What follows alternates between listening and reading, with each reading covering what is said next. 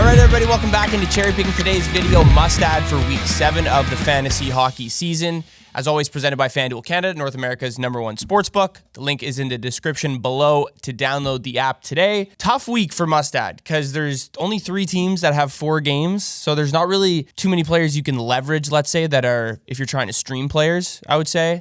So we're really going to be looking at guys who are brought into new opportunities, which was few and far between last week. And then we'll try and pull some guys that you can play from some of these teams, but it's the Oilers, the Sharks, and Utah are playing 4 games next week. Like the Oilers, we know where the offense comes from. There's not too many guys you could pick up, even defensively. Like Nurse is 55% rostered. I was pretty surprised to see that. And then San Jose, similar kind of narrative. There's a few guys producing. Can you really rely on San Jose to score goals? Do you want to have that kind of, it could be a deficit on your roster at that point. And then Utah as well. But we'll get into it. I think with 5 guys to really cement, or we have to add, and then a few guys at the end that I'll kind of mention that I'll just throw out to the atmosphere, but I'm not putting my full stamp of approval in terms of an ad. All right, so the first guy we're going to be adding is Tyler Toffoli on the San Jose Sharks. Has the ability to play left and right wing.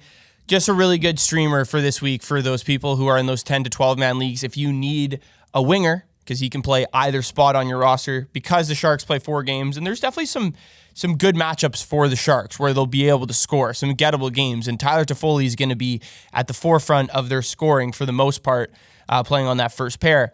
But they play the Red Wings, the Stars, the Blues, and the Sabres. He leads the team in individual expected goals for over the last 4 games, so he's creating the most offense on the team over the individual offense over the last 4 games.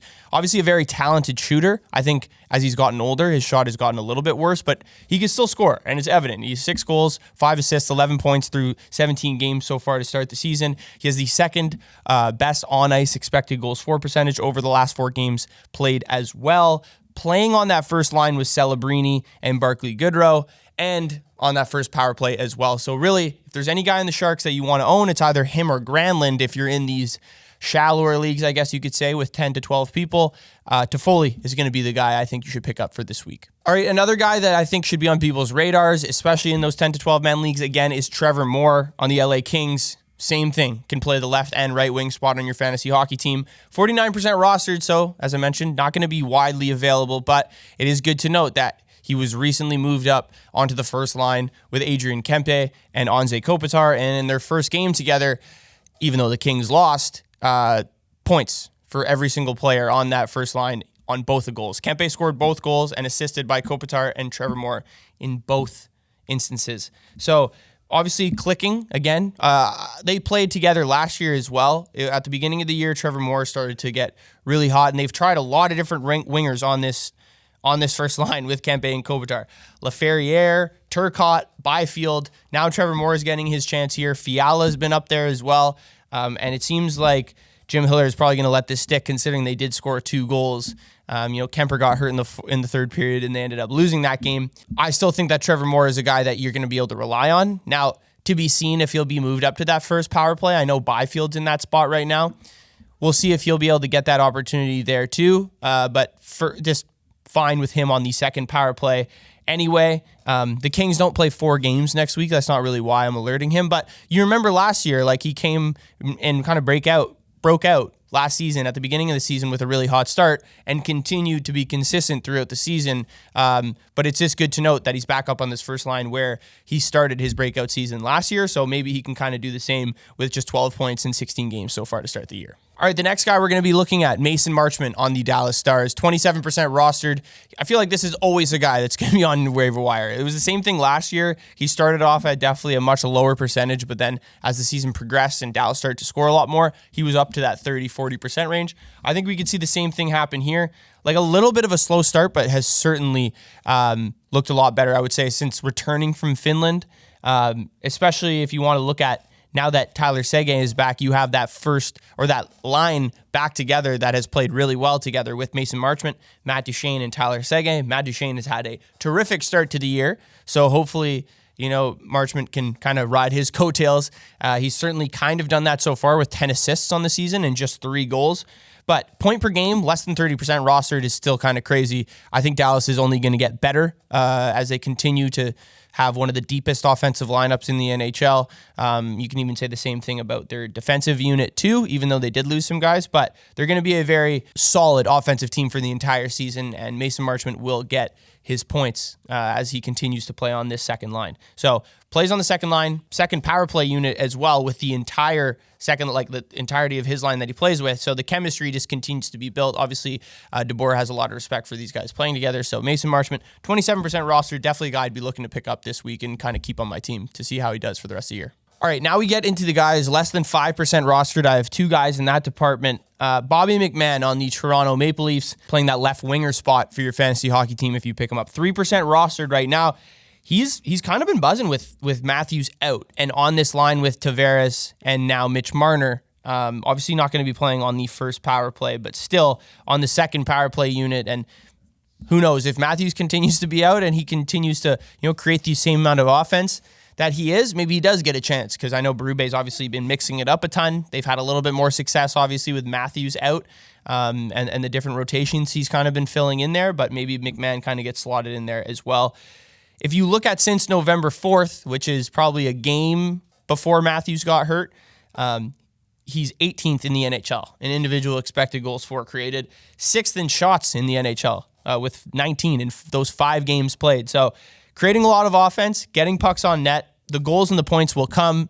He just scored in their most recent game, 3 goals and 1 assist in 16 games so far played this season. If he continues to play with Tavares, who's playing really well right now, and Marner without Matthews, McMann can be like a trigger guy on that line as well. For Marner's a terrific playmaker, and I think McMann will be able to benefit from that. So 3% rostered is kind of crazy. I know the Leafs only play 2 games next week, but with the situation that McMann is in, Matthews still hasn't skated at this point. When is he going to come back?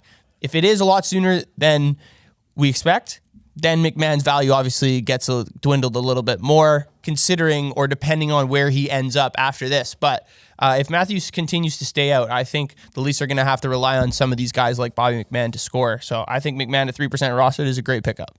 All right, so another guy that's less than 5% rostered is Alex Wennberg on the San Jose Sharks. I know, another Sharks player, but they play 4 games this week. So if you need a streamer, if you need a center, if you just don't know what to do, and you need to pick up a guy quickly, I think Wennberg is actually a pretty decent option. I know 3% rostered, you're like, why the hell would I pick him up? But 3 goals, 4 assists, 7 points in 17 games so far this year. Most of those points coming, I would say, within his last 8 games as well, as the Sharks have kind of been on this little run that we've seen them go on here. Really good streamer, as I mentioned, for deep leagues. As I talked about with Toffoli, the Sharks played the Red Wings, the Stars, the Blues, and the Sabres this week. Led the team in on-ice expected goals for percentage over their last 4 games played.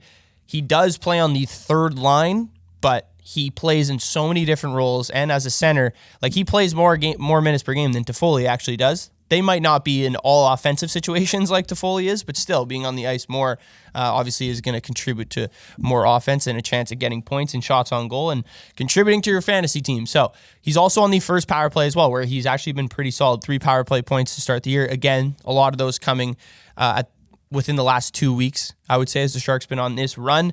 Shot total, not super high. Shooting percentage is kind of right where the average of where he's been throughout the course of his career.